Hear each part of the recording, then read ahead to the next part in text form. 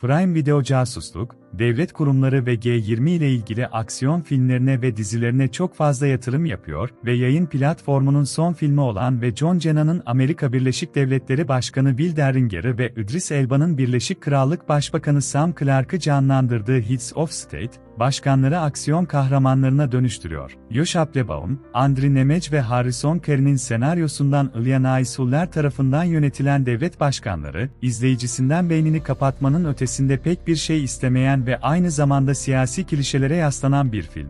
Özellikle iyi bir film değil ve yaklaşık 2 saatlik uzunluğuyla filmin süresini aşıyor. Filmin kurtarıcı lütfu, başrol ikilisi için çoğunlukla lehine işleyen bir düşmandan dosta kinayesi ile filmi temellendirme kararıdır. Cena'nın canlandırdığı Will Derringer Birleşik Devletler Başkanı olma konusunda yeni, politikacı olmadan önce sevilen bir aksiyon yıldızıydı. Will daha iyi bir dünyaya ve bunun gerçekleşmesinde kendi rolünün önemine inanan bir iyimser. Elba'nın canlandırdığı Sam Clark'e ise bunun tam tersi, bir şeylerin değişebileceğine ama çok fazla değişmeyeceğine inanan ve Derringer'in başkan olmadan önce hiç kamu görevlisi olmamasından nefret eden bir alaycı.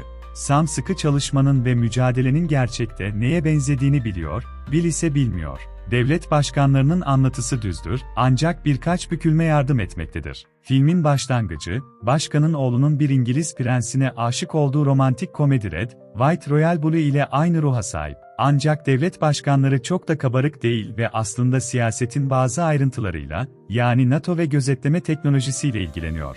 Sam ve Will kendilerini Air Force One'da Viktor Gradov'un kiralık silahları tarafından saldırıya uğrarken bulduklarında, öldükleri varsayıldıktan sonra, Sam ile romantik bir geçmişi olan bir M6 ajan olan Noel Bissett tarafından yol boyunca yardım edildikten sonra şebekeden ayrılmak zorunda kalırlar. Gradov büyük ölçüde tek notalı bir antagonist. Ancak Considine'e çok fazla şey yapmasa da karakterle eğleniyor gibi görünüyor.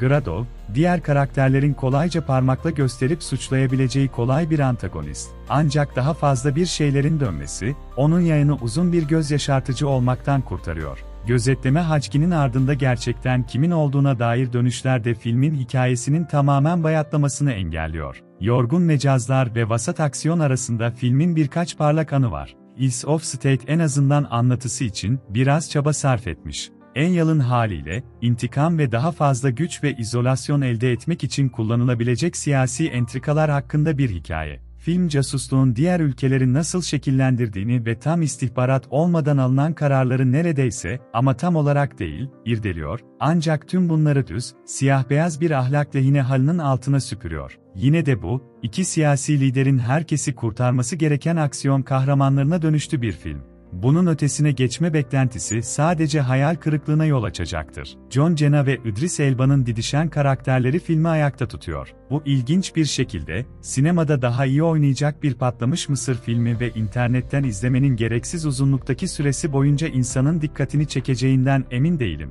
Yine de tüm o koşuşturmanın ve hiç ara vermemenin arasında Sam ve Will oradalar, birbirlerini tersliyorlar, işleri yapmanın en iyi yolu hakkında tartışıyorlar ve Will'in utandığı ve bırakamadığı, balık ve patates kızartması, olayı var. Cazibe tek başına bu filmi kurtarabilir. Aksiyon ise öyle ahım şahım bir şey değil. Her zaman başarılı olamayan komedi de idare eder.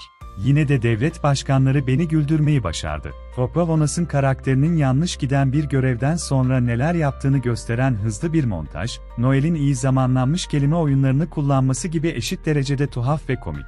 Yorgun mecazlar ve vasat aksiyon arasında, filmin birkaç parlak anı var ve bu da giderek sıkıcı hale gelmesini engelliyor. Belki de tempo bu kadar hızlı olmasaydı, cansız olay örgüsü, yapmacıklıklar ve hatta bazı can sıkıcı ve düz diyaloglar hakkında düşünmek için daha fazla zamanımız olurdu, ancak film yapımcıları ve oyuncular bunu yapmadığımızdan emin oluyorlar. Cena ve Elba karakterleriyle bütünleşiyorlar. Aralarındaki kimya daha iyi olabilirdi ama didişmeleri, yer yer sinir bozucu olsa da, çoğunlukla işe yarıyor. Ve bu gerçekten filmin ekmek ve tereyağı. Cena ve Elba'nın kararlı ve büyüleyici performanslarının yanı sıra Considine ve Carla Gugino'nun başkan yardımcısı Elizabeth Kirk rolündeki harika destekleri olmasaydı, Heads of State tartışmaya değer olmazdı.